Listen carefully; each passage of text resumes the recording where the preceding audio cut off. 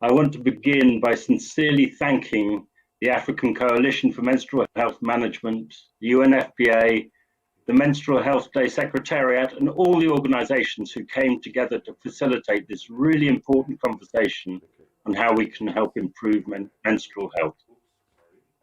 I want to thank all the participants for joining the conversation and making your voices heard.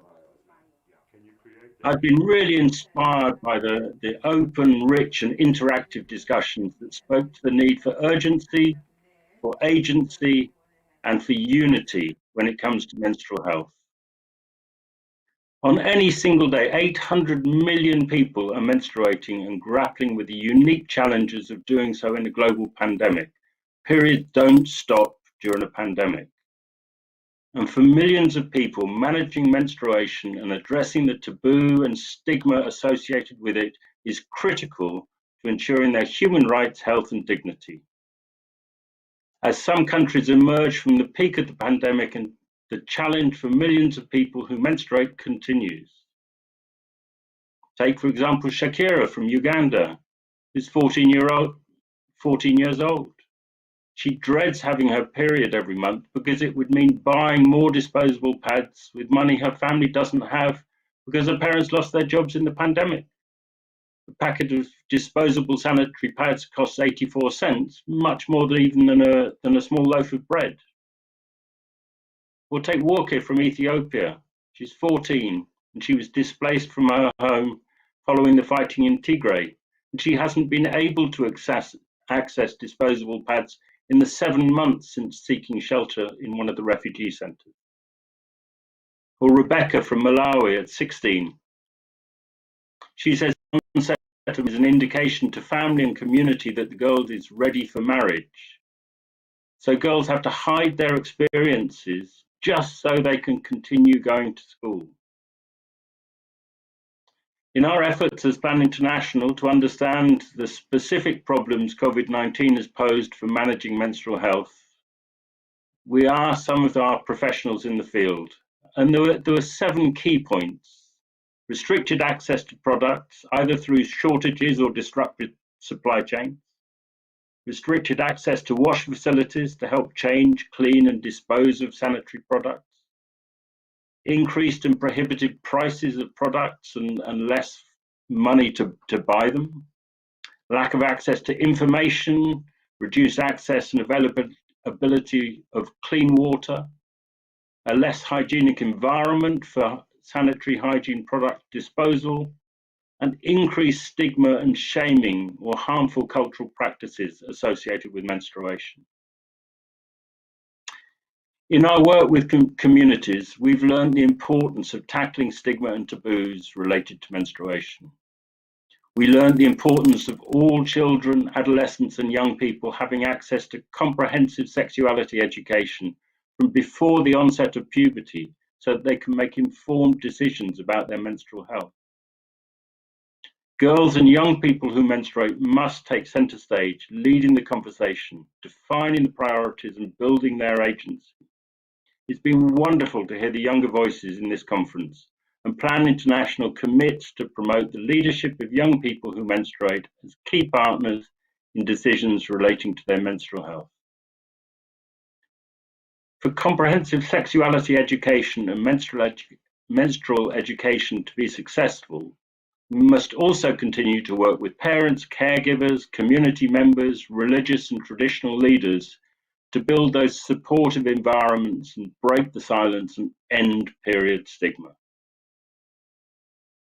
Indeed, menstrual health is a core facet of sexual and reproductive health and rights, and huge congratulations to UNFPA and partners for launching the technical brief on integrating menstrual health in SRHR policies and programs. This is a big milestone that Plan International will actively reference across our interventions. For us, it will catalyse our ambition that 100 million girls learn, lead, decide and thrive. As I conclude, it's important to recognise and emphasise that despite the growing attention to menstrual health over the last decade, funding levels are marginal and nowhere near what's required to address the challenges and needs. In this conference, we've heard the extent of challenges and the importance of addressing them if we're going to achieve the Sustainable Development Goals. And we've heard so many success stories, and we know that we have solutions to address the challenges. We know that things can change, but for them to do so, we need to align our efforts and work together across technical sectors like health and education, but also across government, business, and civil society. As Professor Miriam was saying, with business really getting their power working, there is so much that can happen and so fast. So we need to help youth leaders and traditional leaders to act together. This is why this coalition is so important. Plan will be joining the African Coalition for Menstrual Health Management, and we will continue to invest in and scale up quality, comprehensive sexuality education programming in the region. We'll include menstrual health education with children, adolescents and young people, and work with their communities to tackle period-related stigma and taboos. And we urge others to do the same. This coalition is exactly what we need to help us align our actions and influence, to learn from our best successes. We'll contribute to consistent advocacy towards governments, donors, humanitarian and development actors, and community and religious leaders to ensure that menstrual health and rights for all. This will include implementing multi-million, multi-year, gender-responsive menstrual health programs in all regions in which we work, with particular focus on improving access to menstrual health information and services. Our programs will work to challenge stigma related to adolescent sexuality and target norms that control female sexuality. This symposium has shown us that progress is still slow and periods don't stop for pandemics, conflicts, cyclones or economic hardship. To ensure good menstrual health is to promote gender equality, and we need to step up action now. Thank you very much indeed.